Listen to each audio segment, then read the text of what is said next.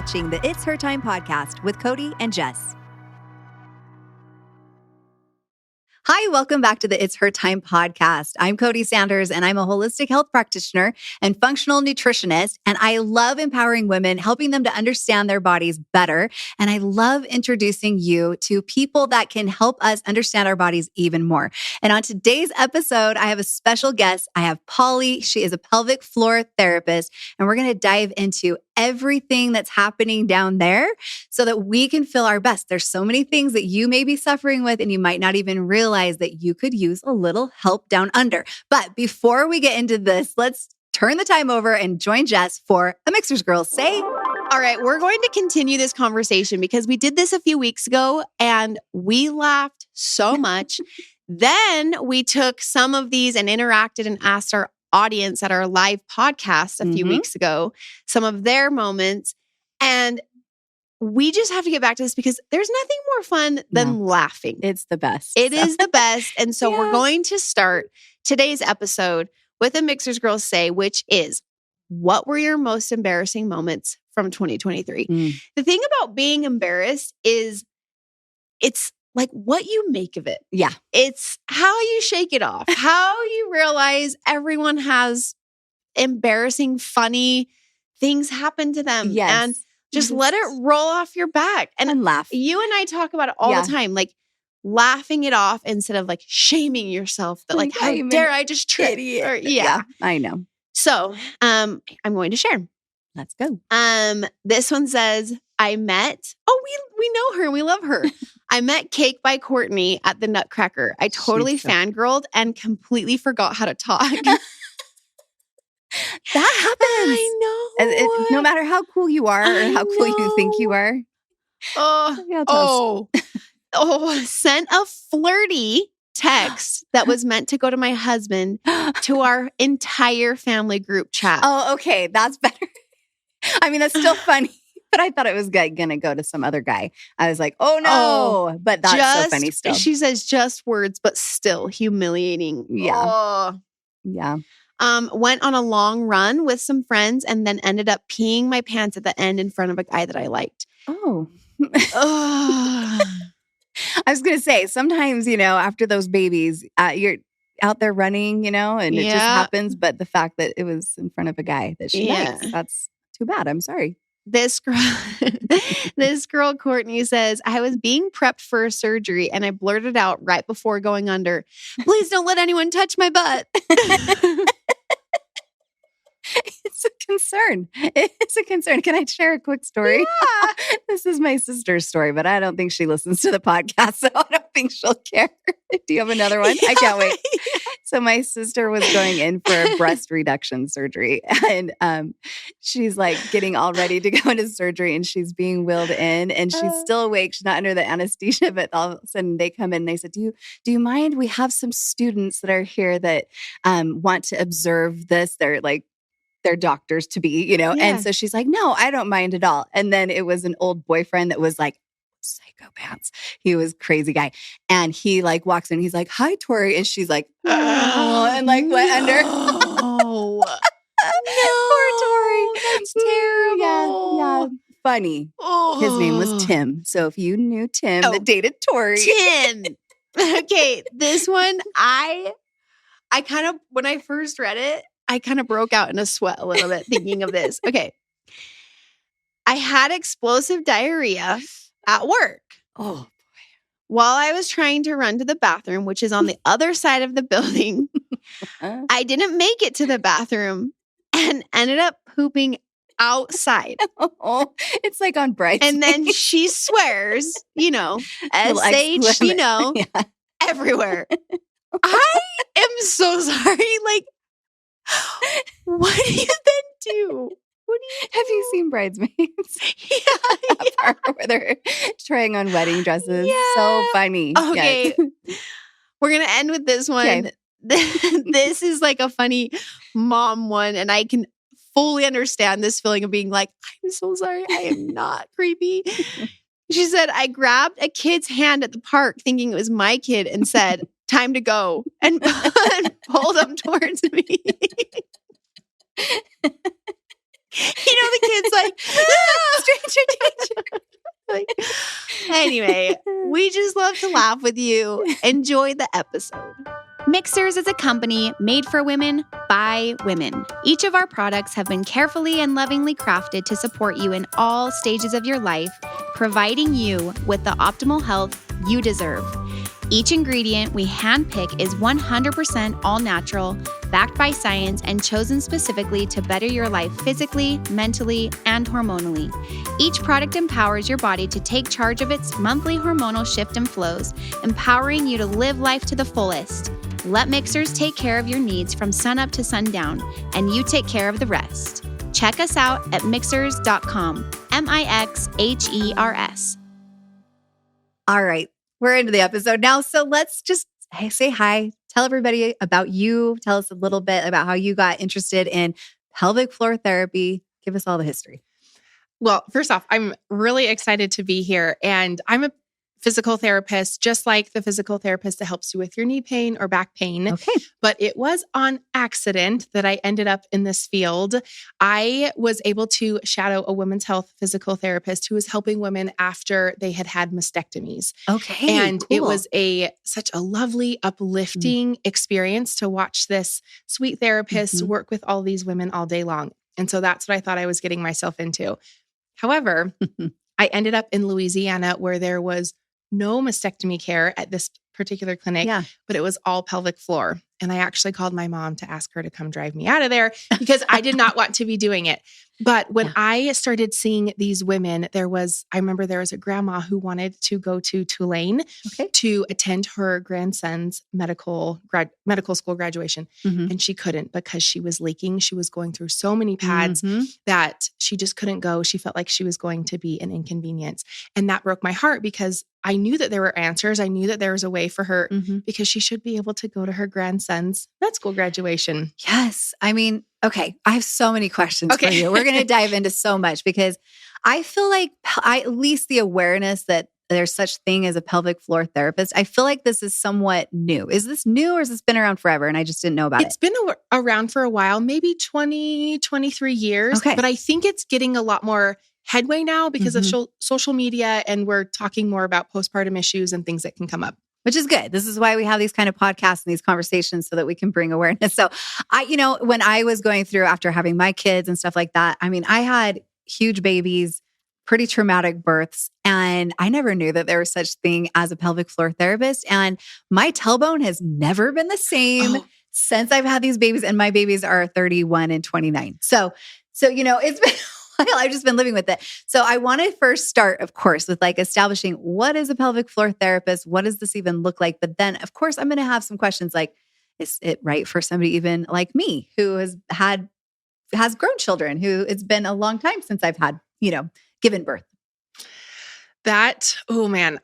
I hope I can be succinct on this because I just have so much to say. So first and foremost, the pelvic floor, it's a group of muscles, just like your rotator cuff, just like your quads, your hamstrings. I think we forget about it because it's hidden. Right. We don't get to see it. We don't think about it when we're exercising. Like, am I exercising my pelvic floor today? It doesn't come up. Didn't count your reps for, Now, I might be a weirdo and I exercise my pelvic floor on the daily, but not Kegels. Let me be super clear about that. That's one. another question. And I know so many of you have that same question about Kegels. So, continue. So with that, when someone comes to pelvic floor physical therapy, it looks different for each woman. I also see men as well and kiddos, just depending on what their story is. Hey, but they have pelvises too. That makes sense. I don't know why I was just so shocked about that, but I guess I assumed it was just for women. Okay. Sorry. Yes. Everyone has a pelvis. Yes. Everyone has a pelvic floor. So it really just kind of depends. I typically take a look and say, okay, well, what are your symptoms? Are you leaking? Are you having pain? Did you get injured and your back isn't healing like it should, or your hip isn't healing like it should? Then maybe we take a look at that pelvic floor or pelvis to take a look. So there's internal work. There's a lot of external work. I like to think of the pelvis as Grand Central Station because we have over 80 muscles that attach to that pelvis. Amazing. Okay. So, and the pelvis is what transfers load. And I won't get too sciencey, I promise. No, get sciencey. We love it. But the pelvis is what transfers load. So even though when we go to land on our foot, our pelvis is what decides where that load goes. Does it go up or down? And that's why I like to think about it as Grand Central Station, because while there might be other tracks and there might be other stations, if you can really fix the biggest area, then it changes what's happening up or down the tracks or with the other trains. Yeah. So everything's connected, right? Kinetic chain. This is kind of the central station, like you're saying. That makes sense to me. So if you've got something that's happening down, let's say your ankle, doesn't mean that it's not going to affect your shoulder, for instance, right? Everything's connected, but everything kind of meets in the middle at Central Station? Yes. Okay. Yes. Got it. I'm following. So as far as pelvic floor therapy goes, I mean, every therapist, we all have our different, bags of tricks that we like to use. And so I am very manual trained. So I do lots and lots of hands-on and then send you home with a program.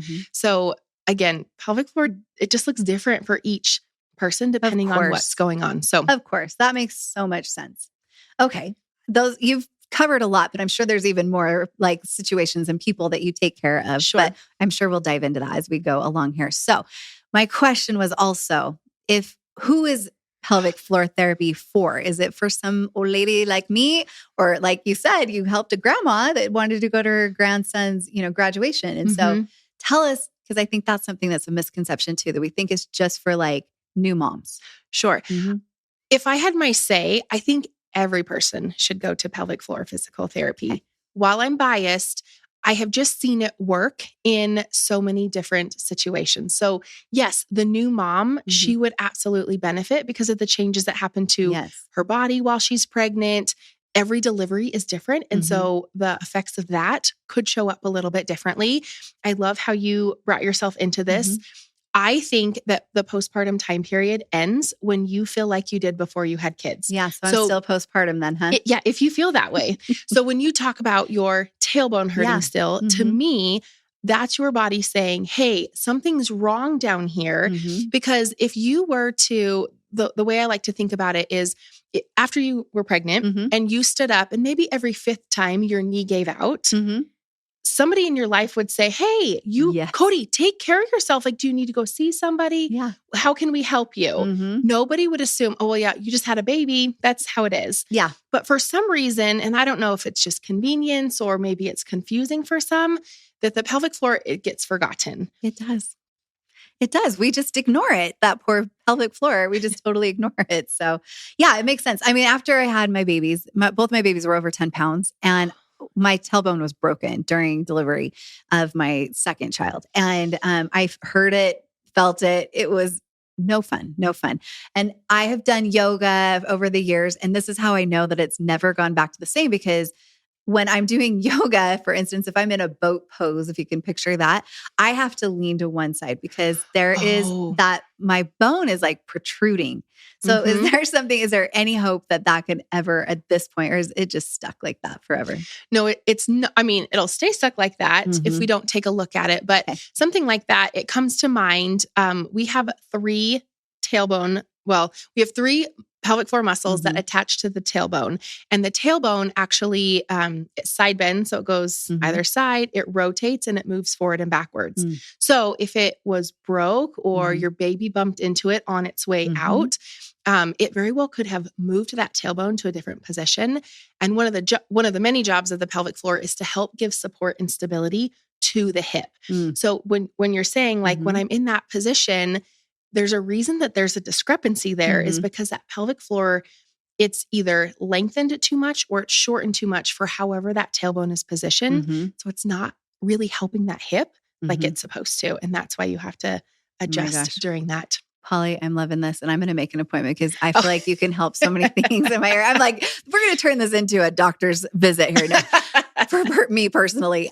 Because I used to also be like an endurance athlete, and I used to do a lot of like Ironman, triathlon and marathon and things like that. And what ended I don't know if I'd call it a career, but what ended that was in 2014, I ended up getting a stress fracture in my hip. And I've always wondered like if it's connected to the tailbone. Is it the same side? It's the same side. Does that make sense to you? Oh, yeah. So if we think about that Grand Central Station again, was that, I mean, hindsight's 2020. We can take some really good guesses here and maybe we're right, but you don't know unless you get in there. But it's pretty common that when there's an issue, whether it's pelvic floor wise or another body part. I had someone reach out to me recently and say, I'm having all this pain with intimacy. I don't know what words I can say on here. You can say anything She's you want. having pain with sex. Yeah. And so we were talking through it a little bit. And I asked her, because some things were adding up to me. And I said, did you have any ankle, hip or knee issues in high school, college? And she's like, what? How'd you know? And so same principle, what's happening down that chain or down the tracks that, I mean, I don't want to be right for your sake. No, it's okay. But maybe that's where it came from. Yeah. Maybe because that pelvic floor is weaker on that side, it's not helping that hip, which in turn wasn't giving support to that hip during it's probably like weird overcompensating or whatever, just, overuse injuries, things like that, I'm sure. So it all makes sense to me. I think this is fascinating. We're going to stop making this about me, but let's get into so many other things too, because I know that there's a lot of women that write into me often. And I love and appreciate your questions, by the way, girls. Thank you so much for trusting me with your stories and with the things that you're wondering about. I had a girl that just recently wrote into me, and she's in her late 40s, probably that perimenopause, about to go into menopause. She didn't say, but she said that all of a sudden she's noticed that she feels like she's leaking all the time. Right. And she's like, I don't know why. She's like, I do Kegels all the time. And so I was like, I'm excited to answer this question for her, but with an expert. So tell us is this something that is normal? Because so many women this age start experiencing this. It's not normal, but it's common. Okay. And so I think sometimes it's just really easy to sweep it under the rug. Right. And I feel like there could be a lot of different reasons. It could be that her tissues, her pelvic floor, because of the hormone changes, like you said, you weren't sure, her hormones, because we have a lot of hormone receptors in our vaginal canal and externally. I'm sure you know all this, but for you listening, we have a ton of hormone receptors down there. And so as we start to move into that perimenopause, menopause stage, our tissues are not getting those hormones. And so the integrity of the tissues, I don't want to say it's breaking down, but the integrity is not as good like it was when we were younger. And so those muscles are not in a great position to be doing their jobs like they did before. Right. But that doesn't mean that we should just accept leaking unless you want to. But most of us have vibrant, beautiful lives that we should still keep living. So it affects so many areas of life, not just having bladder. I mentioned earlier, it's going to affect your sex life as well and how you enjoy that as well. There's all of these muscles down there. And the saying, if you don't use it, you lose it. Well, what you're talking about, I know with hormonal changes, especially as estrogen starts to diminish, you start to lose your tone, right? Down there. That's something very, very common. But I love that hopefully you can tell us that that's not we're not just destined to never be the same ever again once we hit that phase of life. Is that true? Or do we just need to accept that things are going to be different for us? No, you don't. No, never ever that you have to accept that you're destined or destined for just living this life of leakage or less enjoyment with sex or what have you. That's good news. I think a lot of it is, again, like you talked about, that if you don't use it, you lose it.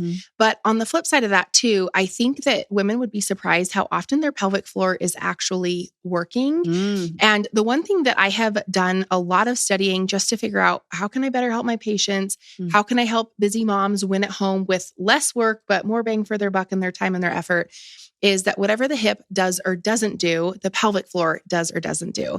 And then when you take a look at the female pelvis, the angles are very different than a male pelvis because we're designed to birth babies. Right. But because of that, it changes the way that some of our muscles are oriented just ever so slightly. And so when you look at programming for women and their exercise, our pelvis needs a lot more lateral, a lot more side-to-side work, and a lot more diagonal and rotational work, which the pelvic floor is the only group of muscles in the body that has fibers that run in all three planes. Which is really cool. Let's get nerdy. We love it. We love it. But that's true. That's true. And what you're saying too, and this can happen for any group of muscles in our body, is that sometimes we can overtrain certain muscles and almost cause them to become too strong. And so you're saying like sometimes there's muscles in our pelvis that maybe we're just contracting more than we even realize. We're using them too much. And then in turn, that's causing maybe there to be like an imbalance, a muscular imbalance. And so there might be some weaker muscles too. And I know that like this girl that I was just mentioning that wrote into me, she was saying that she does her Kegels. And so she's, like, what more could I be doing? But I think that's the only thing that we've ever been told to do is do our Kegels. So I love having Dr. Pauli here to help us understand, like, what else? What else should we be doing?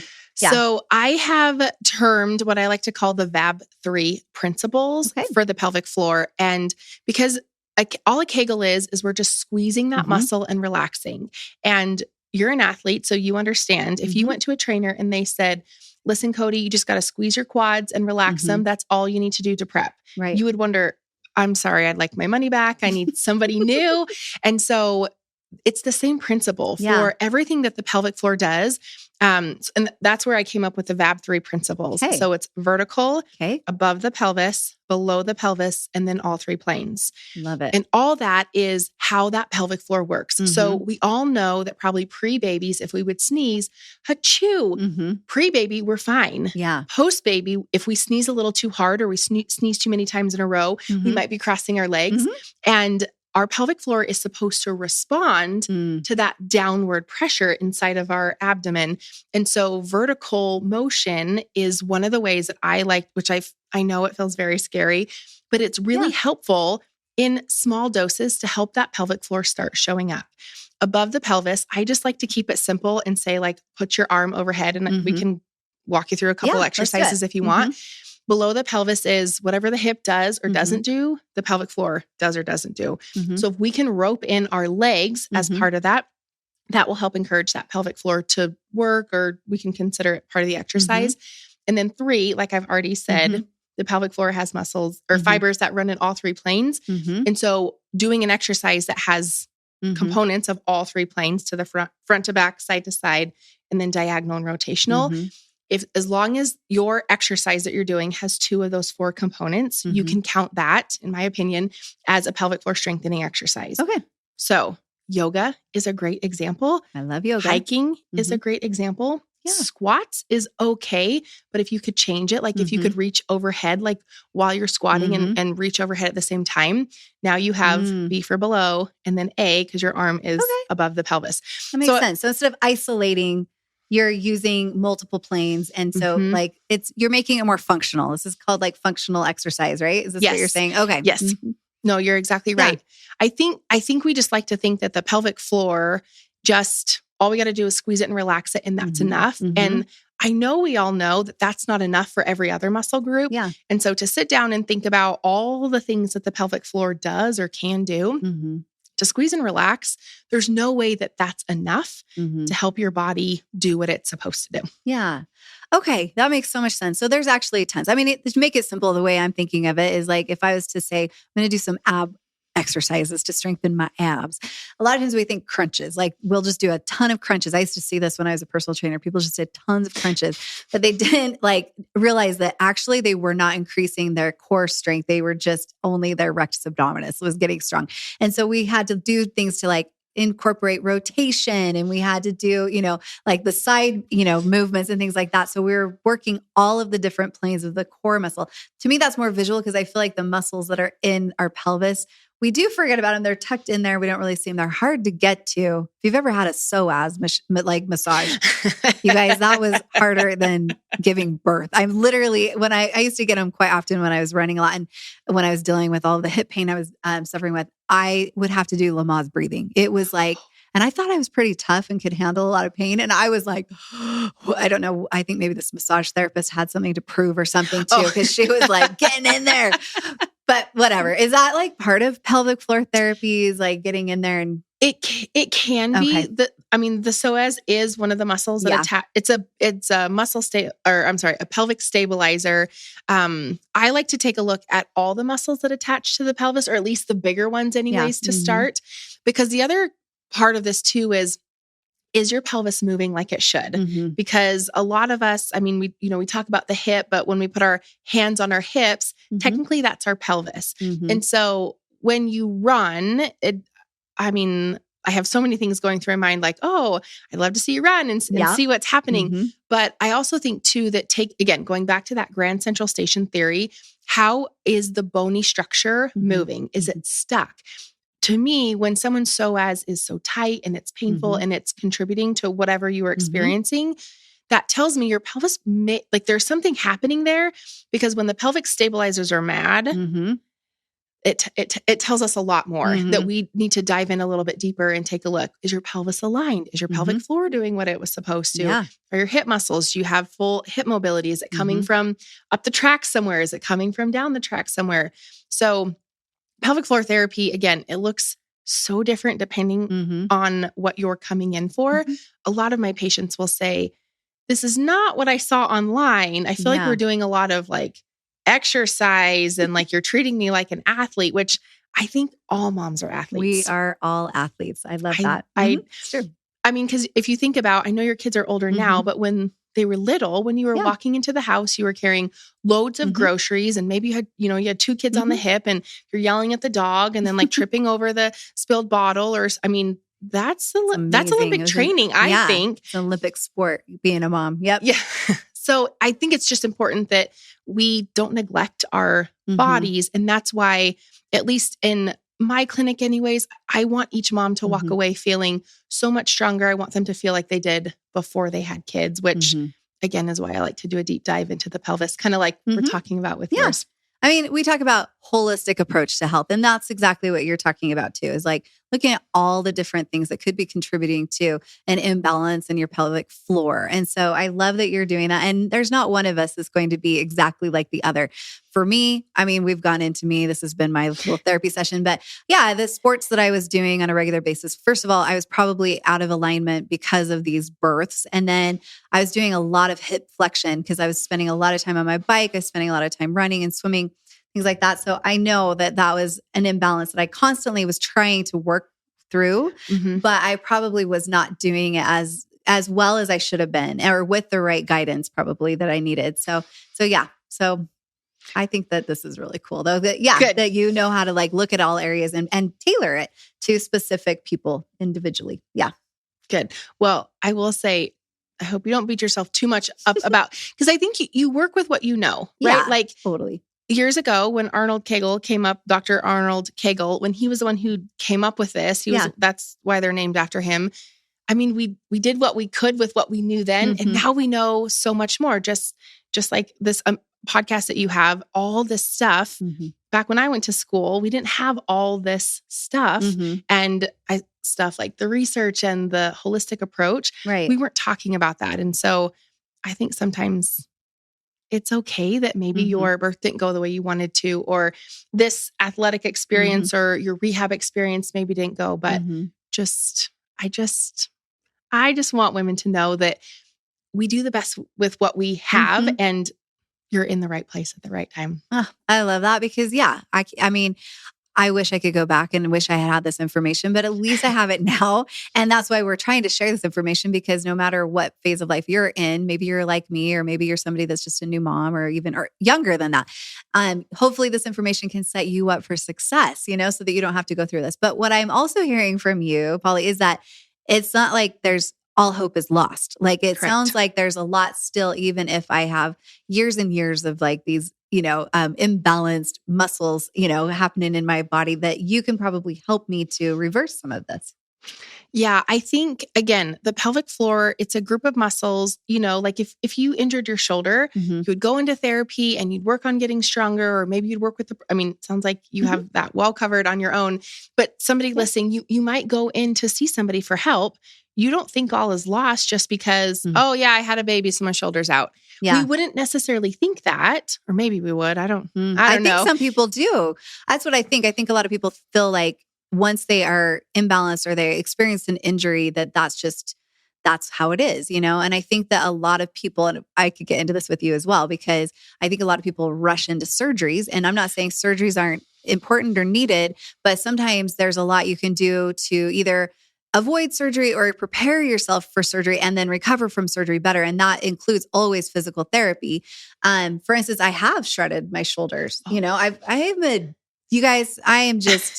I have had an injury like at every part of my body. I don't know if that just says that I'm just like a total klutz. Probably. I'm also very, used to be very active. I'm still active, but I used to be even more active and maybe just a little dumb. But yeah. So anyhow, but yeah, I mean, I was told that I would need surgery. I went through physical therapy, and was it quick? No, it took me 2 years. Oh, but I was able to completely rehab the shoulder and get full use back. Good. So, my husband's a skateboarder. He's been able to do this with knees.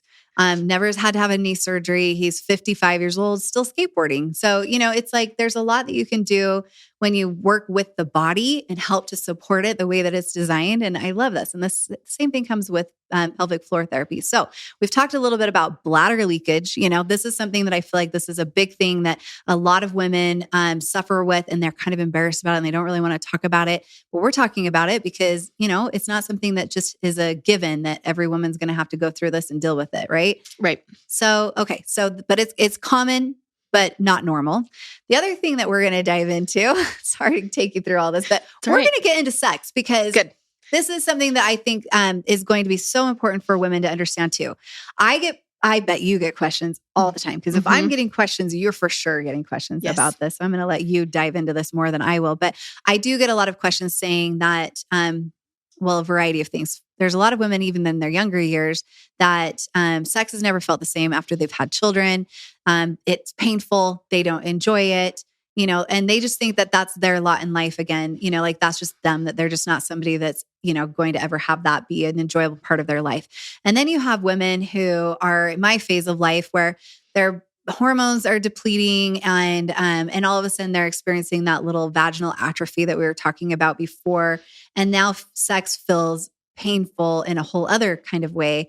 And it feels very disheartening. And I just really want to give all of us girls in this conversation, just some hope and like some really good takeaways and things that we can do at all of these different phases. And I know that's a big thing to have to cover. And I'm sorry that I'm doing that to you, but I feel confident that you can help us through all of this. Yeah, I can honestly say I never thought that I would be on anyone's podcast or talking publicly about sex and how to enjoy it. But here we are. Here we are. We're Welcome in the right to the place. It's Her Time podcast. This is what we talk about. Yeah.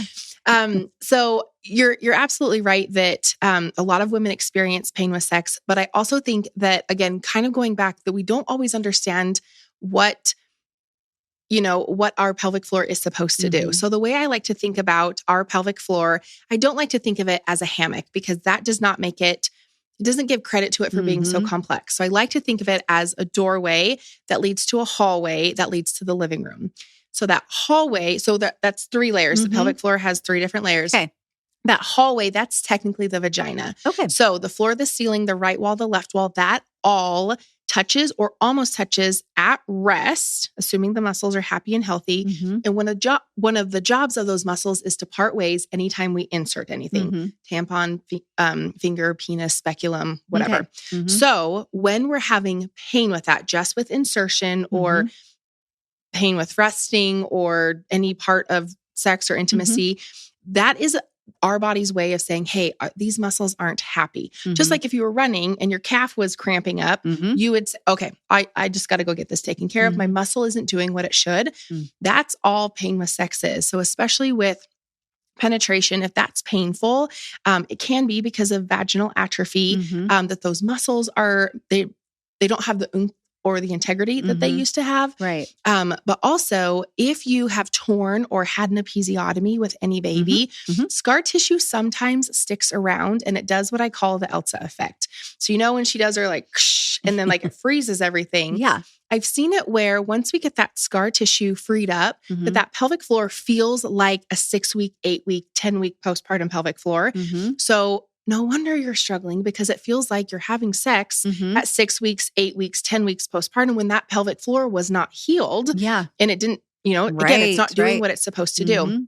So whether that's, okay, my pelvic floor isn't doing what it should, or I have scar tissue, those are easily managed. Okay. I really wish if I could, my husband heard me talk about this the other day and he said, do you want this going on your tombstone? Like talking about the scar? Yes, because any passerby, I want them to know. You'd be helping them. Yes. Doing us all a great service. Yes. Because as soon as that scar is healed, or even now, whoever is listening now, if you have a scar, if you tore, it doesn't matter how long ago it was, I would get in there gently, of course, and like start working on that scar, going perpendicular to it, going circles on it, get it moving. Because if you can imagine, right? Like if you go to insert something and those tissues are supposed to be soft and supple in part ways, but they can't because they're scar tissue. Yes. Yeah.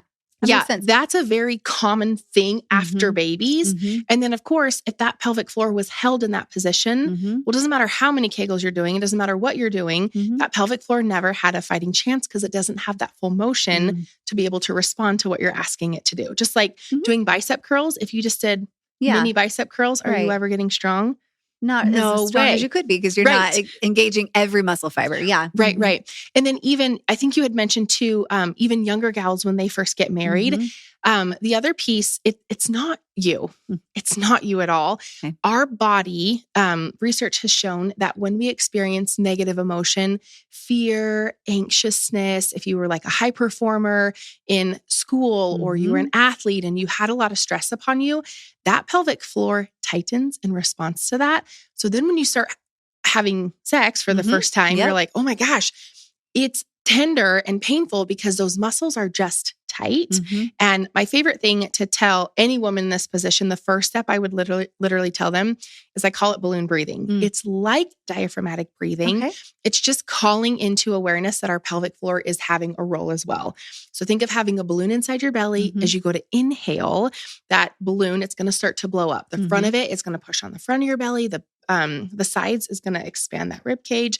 The back of the balloon is going to push into the back of the rib cage. And then of course, it's going to push downward and that pelvic floor should drop or lengthen. Yeah. I'm simplifying it quite a bit, but that's a good visual. Because I think sometimes we leave out, like we can imagine that breath, that deep breathing where it's diaphragmatic and we're like, expanding their chest and all of that. But to like visualize whenever you put that attention, to the area of the body that you're trying to, that will help you to be able to like expand through there. And I've never even heard of balloon breathing like this. That's great. That's cool.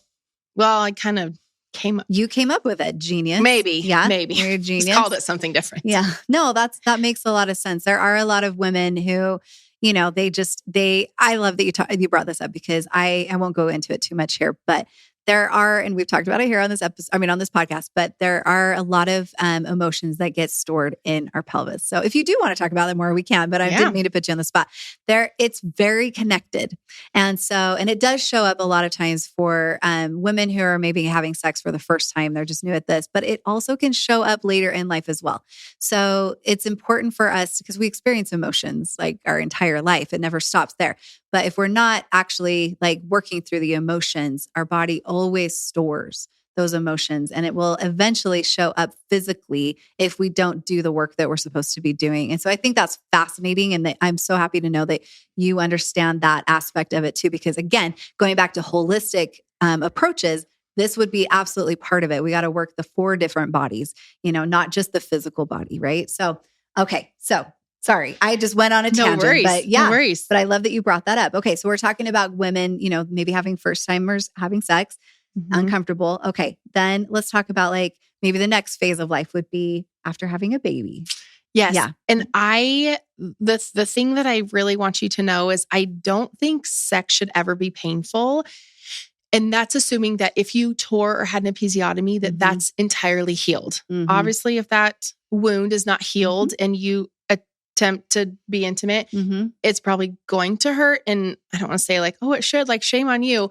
But if that wound is still not healed, that might be the only time that I would say, yes, like it would could be hurt. Normal to have pain, but it never should be painful other than obviously for that reason. Yeah, that makes sense. Yeah. So if you have torn or, you're listening to this and you're like, oh, well, my youngest is 14 or my youngest is 7, I would still get in there on that scar and I would still be doing that balloon breathing just because the other thing too is those pelvic floor muscles need to be able to pump out some of that fluid after having that baby. And I've seen it where some of that scar tissue actually will kind of hang on to some of that inflammation where that pelvic floor feels like, I had a gal come in a couple weeks ago, and I think she was 6 or 7 months postpartum, but she felt 6 weeks just because her body, because of her scar, it was hanging on to all of that fluid.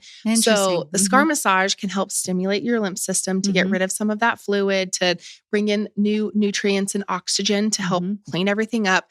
But also that balloon breathing that I talked about already, that's going to help lengthen that pelvic floor and again, kind of act as a pump to get rid of some of that extra fluid that tends to show up when you have that baby. We're never told any of this. So this is fascinating. I think that's so cool. And when you're going in and you're, working on the scar tissue, are you using like Graston? Are you using manual? Like, what does this look like? Just my finger. Just your finger. Okay. But if you're at home, I would use your thumb because you're not Barbie. It's hard to... Yeah. We don't move like that. Yeah. Yeah. Okay. So you could do this self-massage. You could even have your partner help you maybe with this as well. They love that, I'm sure. Okay. So great. I want to make sure we're giving, our audience some actual tools that they can do on their own as well. Okay. I'm going to just move on a little bit and we're going to go back into menopause because there's something that I think that there's a lot of us that deal with. For instance, I have my grandma, I've got several aunts that have had prolapsed organs. Okay. And this, of course, terrifies me because I've heard all of the horror stories of stuff that they've had to deal with. Now, my grandma had 7 kids. And so it was kind of like a given to her, she thought, just because. But what I wish she had known, bless her cute little soul, is that it wasn't something that she absolutely had to do. Like she would go to the bathroom and everything would come out and she'd have to put things back into place. I am wondering if I'm destined for that. And if there's something that again, this is Cody's session here. If there's something I can do to help prevent that. I'm glad you asked that question. I think sometimes the pain with sex and the leakage kind of cover it. It kind of just takes away from prolapse, but I do think it's a really important one to talk about because it is kind of shocking to go to the restroom and you're like, oh my word, there's everything's coming out. It's a little shocking. And I understand that. But the one thing I wished women knew about this, yes, we've talked about the pelvic floor, but our organs are held up by ligaments.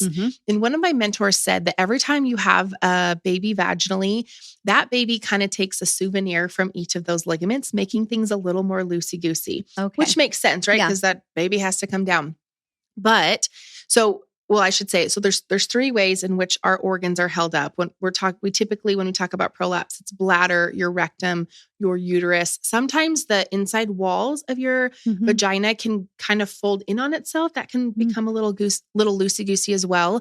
But the ligaments is one way that holds up all those organs. The second way is our pressure system. Okay. So when I talked about that balloon breathing a little bit, that kind of helps to address some of that. But how we manage our pressure, which our pressure system sometimes gets disrupted with trauma, with chronic pain, pregnancy is a big way too, where that pressure system doesn't function like it did. That's not to say that it can't return to how it's supposed to. Okay, that's what I want to hear. And then the third way that our organs are supported is our pelvic floor. I like to think of it as the bottom of a box kind of a thing. We've all moved at some point in our life and had to lift up a box and the box was not well supported and things started to fall out. Yeah. So you talked earlier about surgery. Like I wish, people kind of did their research and tried other things before they resorted to surgery. I think that too, because here in this scenario with prolapse, there's 3 ways in which our organs are supported, but I, or somebody like me, or you have control over 2 of the 3 ways. Okay. To fix your ligaments, that particular part of it, that's where surgery would come into play, where they would tack everything up. But your sweet aunt, your grandma, all your family, working on their pressure system, making sure that pelvic floor is strong, that's 2 out of 3 ways that you can really make an impact with. And then you had even asked too, I didn't want to neglect your question, is this something that I have to deal with? Sometimes genetics can play a role. It's always hard to say, just because your level of collagen that your body makes very well might match what your aunt did or your grandma did, or forgive me if I missed a family member. Did. Okay. You nailed it all. Thank you. I appreciate that. Such good information, because I feel like sometimes, we're dealing with all this stuff, or we know that we have a family history of things and it terrifies us. And we don't know always where to look for help, or if help is even in existence. And so I think this is so helpful. I know. That's so great. What are some of the other things that maybe we haven't even mentioned yet that you see, in your practice? I see a lot of women coming in being worried about diastasis or diastasis recti. That's a really big one. Yeah. Is that something? Ahead. Sorry, I'm surprised. Is that something that a pelvic floor therapist helps with? Okay. Yeah, because it plays a role. I think when you dive into the research, I think a lot of people like to present the core and the pelvic floor as one. They work together. Got it. They don't. Oh, always. They don't. Okay. They don't. I'm like, yes. Nope, they don't. Okay. Got it. Sometimes they'll turn on at the same time, but a lot of the latest research that's coming out, it's saying otherwise, that sometimes they'll turn on opposite of each other. That being said, though, having diastasis is not a problem. I think it gets a lot of bad rap. Like, you need to heal your diastasis and you need to fix this. But really, yes, it is a separation of those muscles from their original attachment. But I think where sometimes I see women blame like their poochy stomach on their diastasis. Well, if you look at where their diastasis is, typically that separation, it can be higher. It's not always correlated to that. A lot of it is just, those the lower section of their rectus muscle just kind of went dormant while they were pregnant. They weren't working on their pressure system, and all stretched to bits. Yeah, sure. So that's a reason that women will come in. But really, just getting those muscles strong, like you talked about, like that functional training with the core, not just sit-ups, but doing a lot of twisting and rotation. Because being a mom, you're an Olympic athlete as far as I'm concerned. And so that's true. To be able to train for that and make sure that you're strong, I think it's absolutely possible, just like our pelvic floor, but to have strong core and abdominal muscles, despite having diastasis. I don't think it's a correlation on that front. That's interesting. I know a lot of people go in for surgery for that, and it maybe is more for cosmetic reasons is what you're saying than it is for actual functional reasons. I wish that more mamas got to go in and have a consult with somebody like me just to see. I think a lot of women think, oh, well, I have diastasis, I need to go in. Yeah. But I've seen the flip side of it. And I'm not saying you should have it or not have it. I want to support mamas, whatever they think is best for them. But I also see the flip side where women are struggling with their pressure system. It sometimes can create problems because everything is so tight that can almost disrupt the pressure system as well, because the plastic surgeon's job is to go there and stitch everything up, which they do a great job, but the belly doesn't have that expansion, and that's part of our breath. And that's part of, I don't know how sciencey you want to get, but that also goes in. Love to get sciencey. It goes into the nervous system. Yes. So earlier, maybe to kind of tie this together, when I was talking about the balloon breathing, a lot of my patients whose pelvic floors are very tight, unfortunately, it can be related back to trauma, a lot of times sexual trauma, but even others as well. And the interesting thing is when our body flips over into that fight or flight, we no longer become a diaphragmatic breather. We become a chest breather, right? Like just very shallow breath. So we can run, we can fight, we can do whatever we need to. And the interesting thing that I have seen with our nervous systems is when we move over into that phase, our pelvic floor ends up not getting the pressure that it was supposed to. And so that's where that pelvic floor can become tight, not because the pelvic floor is problematic in itself, but because of all the other systems, how it plays into the pelvic floor. It's not there giving it the input that it needs. And so the theme that I see a lot is, and I feel like I talk about the nervous system more than I ever imagined, but it plays such a big role on that front to ensure that that we have some time in rest and digest. Yes. Because especially after baby, right? Like we need to be able to heal. That allows our milk to come in and for letdown to happen so we can nurse. But if we're kind of in this panicked position, whether that's we had a traumatic birth or even just stressed out from being a new mom. Right. Yeah. Right. Not having our guts being able to like move and such. I don't want to say it triggers our fight or flight system to be on, but it definitely does. It does. It does because you're in shallow breath, which is a signal to your brain that you are in danger. And so it all makes so much sense. I love talking about the nervous system. I think it's so fascinating. Okay. It's very connected to hormone health as well. I mean, everything is connected. And so that makes so much sense. You know, when things aren't functioning in the way that they're designed to, our body will always sense that, oh, there must be something that I should be afraid of or that I'm stressed out about or whatever. And it's interesting because it's hard sometimes to get people to reverse out of that state and back into that rest, digest, and heal state. And so that's what you're teaching people to do. And then you're also manually helping a little bit too, but like helping them to like learn how to get into that balloon breath. Right. And there's so much more that balloon breath does, more than just helping, our pelvis. It's helping our whole nervous system as well. Fascinating. Yeah. I love that. So to tie that back, just because I'm really good at going off on tangents. Me too. I love it. So what I've seen in a lot of my patients that have seen me years down the road past their tummy tuck or abdominoplasty is that they can't get that full breath because everything is literally like sewed so tight. And so I've seen lots of autoimmune stuff come up after that. They have pelvic floor issues. They have difficulty pooping or with constipation because again, their guts are not getting that pressure, going back to that pressure system again and that nervous system. Like you said, everything is going hand in hand. It just it becomes disrupted. And so do I wish that I could have a crack at mamas before they have surgery and after surgery? Yes, 1,000,000%. But I also know that it's hard and it's hard to have, find time to fit everything in. Yeah. But it would be very interesting to me to see what that would look like. Because again, I just see the flip side of it where women are struggling 10, 15, 20 years down the road. And they'll say, yes, a lot of my issues had started. Lots of women will do fine, of course. But I also think it's just important to consider that our tissues in our body are designed to move. Not that I don't know how to do a tummy tuck. I wouldn't even know, but, and yes, the job is to stitch it up, but movement is necessary for good, healthy tissue and good body function. No, this is such good information. And I wish that this was information that was given to every woman, before getting pregnant, after, or while they're pregnant, because I think, a lot of us, like after we've had our children, then we do the mommy makeover and we don't even realize like what that could be setting us up for.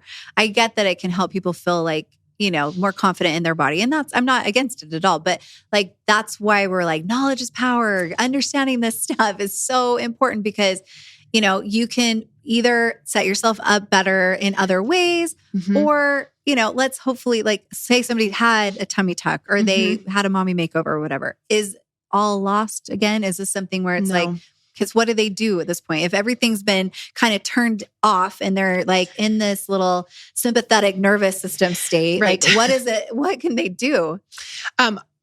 I would go back to that balloon breath. I think that a lot of women underestimate, even my own patients, that they will leave and come back and say, oh my gosh, and list all the change. And they're like, you're amazing. No, your body is amazing. Your body is the one that did that. So the balloon breath is still where I would send someone to go. And then if they did come in to see me, we would do a lot of manual work, lots of hands-on. One of my favorites lately is dry needling with electrical stimulation. If you look into neuromodulation, there's some really cool research behind that right now. And that also helps turn on our rest and digest system too, which is really cool to watch in women, see them kind of go from like panic just to, isn't that cool? I can breathe so deeply and I don't feel so heavy or, like with just like the weight on your chest, they're able to take that deep breath. So there's lots of different things. I mean, to kind of like, come back a little bit, the body is really resilient and all the workings, you probably know this better than I do, all the workings, it's really amazing that more doesn't go wrong. I know. Isn't that the truth? I know. That's so true. Yes. So I think sometimes we forget that the body can do a lot more. We kind of just have to get out of the way because it knows what to do. We just kind of have to coax it a little bit or maybe take a step back. I love that because truer words couldn't have been said. I mean, that's so true. Sometimes we do get in our own way, but it's so helpful to have this information. And I love that you have several different modalities of things that you do to help, but that your focus is to help like support the body in doing what it's designed to do first. And you're tapping into things that help the body to like get into that healthy parasympathetic nervous state. And all of this is so great. I love this. Okay. I know we've been on here for a long time. I do have a couple more questions because I just remembered a question that just came in. So I have somebody that wrote into me. I have a lot of women that are experiencing, this is again, I'm going back to sex, girls. Okay. This is your questions. This is what you're really wanting. They have been looking for what is out there to help to like make sex more enjoyable for them. Are there tools? This is what I'm asking. Are there some tools that you recommend? Because for instance, like I know I'm aware of like the jade weight. Have you ever heard of that? Oh, what do you think of the jade weight? What does that? I will always say if something works for you, run with it. Okay. I also like to come at it from, I have a 5-year-old and a 3-year-old and I am busy. And so the thought of having to find some time where I can go pull my pants down, insert that, do what I got to do with that, have time to clean it without my children coming. There's no way that's ever happening unless it's at midnight, which I'm not doing. So if that works for somebody, great. Again, it goes back to that pelvic floor. It does a lot more than what we think it can. Yeah. And so using those VAB3 principles to strengthen, which half the time when I'm strengthening my pelvic floor, I'm doing stuff with my kids. We do a lot of dancing at our house. So if I'm holding one of my little one, I'll go up and down just with my hands holding him so that he that's above the pelvis and I'm jumping around. So there's the functional. The V. So I think, so again, we maybe sometimes just don't realize we're actually strengthening our pelvic floor in a lot of the things that we're doing already. As far as other tools, I think a lot of women neglect foreplay. Years ago, I saw a video that showed, it was like one of those like cartoon diagrams. It showed the hallway or the vagina as foreplay was happening. And like, it really was incredible how it just morphed into something. I don't even know how to explain it. It just was so phenomenal. It was back I had a flip phone, there's no way I was going to get that recorded, but I think foreplay, it really sets our body up to do what we're supposed to do. And women just need longer. I think we neglect, I have 2 toddlers, do I get 20 minutes of foreplay? Not all the time. Because we're like, okay, hurry. Like I think they're asleep. They're going to interrupt me at any moment. Yeah. Right. So I think that Guess what? That happens when your kids are grown too. And it's even worse when they're older. They know what's going on in there. So I think foreplay is a really underutilized tool. I never imagined I would say this, but I have recently discovered that whether it's a tummy tuck, I've had a lot of patients lately, myself included, that after a C-section, I've had 2 C-sections, or again, that tummy tuck. Recently, I think it was about 2 years ago, they discovered this new anatomical finding where there was like this ligament fascia that it started up higher and it ran all the way down to our clitoris. Interesting. And so I remember when that came up, my question was, okay, so what about the mamas, myself included, where that scar tissue, or maybe it was disrupted with an abdominal surgery or a tummy tuck. Yeah. Is that clitoris getting the stimulation that it should, or is it kind of like bound up because of that scar tissue? And so I think maybe having permission, if you feel comfortable with it, if your spouse feels comfortable with it, using a vibrator, because maybe your clitoris is not quite getting the signals that it should. Yeah. I think that's a very underutilized tool. Not that it has to like mean anything different, but if someone is struggling to have an orgasm, it's a suggestion I often bring up, because we're not thinking, how are my nerve endings working in my clitoris today? Yeah. I'm the weirdo that thinks about this. Like, oh yeah, my C-section. We love that you're thinking about this and connecting these dots, because like who would have ever thought about that? Like that's incredible. Sure. Yeah. And that's a newer one, but it's something that I have seen a lot of women come in and say, the question I get asked a lot is, okay, I'm pretty sure there's something wrong with me because we're in the middle of it and I feel like everything is doing what it should. And there's like someone turns off the lights and it's over. Like I had no chance. Like everything was going perfect and then it wasn't. And a lot of times that comes back to our pelvic floor or is there something disrupting maybe the function of our clitoris, tummy tuck, C-section, abdominal surgery, trauma to the belly, where maybe that clitoris doesn't get the movement that it should. Fascinating. I am learning so much here. This is so important. So I just think keep our minds open about a lot of these things. Know that there are tools that are out there that can help support us. And there are experts out there who think about these things. Like we don't think about them. We didn't even know we should be thinking about them, but they are studying this. They understand it in and out, and they can help us to be able to understand it better when it comes to our own bodies. And so important for us to take care of this important part of our body as women. This is kind of like, it's where a lot of our vital, like female organs are, resting. And there's a lot going on down there. And if we can make this area of our body, obviously we want to make our entire body healthy, but if we can really optimize this area of our body, we're doing ourselves a huge favor as women. And we're setting ourselves up for lifelong enjoyment of all of the things that are pleasurable in our life. And so if any of this sounded familiar, you're like, yep, that's me. I've gone through this, or I have experienced that and I didn't know what that was, or I could improve this area of my life. I'm going to encourage you to reach out to a pelvic floor therapist like Dr. Pauli and talk to somebody. Is there like a network? If people don't live here locally, how can they find somebody like you? There is a website. It's called pelvicrehab.com. And you can go in and plug. I've taken a lot of my continuing education courses through this particular company, and they've set up a directory all over the country. And so that would be a really good place to start. Oh, that is super helpful. So yeah, thank you. So yeah, look into this. I know I'm going to set my appointment. Never thought that I needed this at this point in my life, but you better believe it, as I'm entering into menopause and I want the rest of my life. I want to enjoy sex. I want to feel great. I don't want to be peeing my pants and having to wear special pads and all of the things if I can help it. And it sounds like I can. So if you're with me, let's go. Let's get our pelvic floor therapist, have her be on our health team, and let's support her health. Let's be our best health advocate. So, all right. How can people connect with you personally? My website is Beyond the V by Pauli, Pauli.com. I like the way you spell that, by the way. That's really cute. Yeah. Thank you. My website is a really great place. I have some free resources on there. You can message me, email me. I have Your Pelvic Floor's Next Step form if you want to fill out. I'm happy to give you your pelvic floor's next step. I'll take the time and respond back to you with that. And Instagram's always a good way too, but yeah. Okay. Well, we'll make sure all of the ways that you can connect with her are in our show notes. So if you don't go to our show notes, make sure you do so that you know how to find Pauli. And, we always have a lot of great information in there as well, and other links that could be useful for you. So thank you so much for being a guest on today's show. It was so fascinating. I learned so much from you. Good. We love it. Knowledge is power, girls.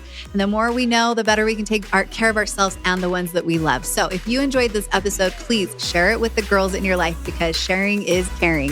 All right. Until next time, I hope you guys have a very happy and healthy week. Bye.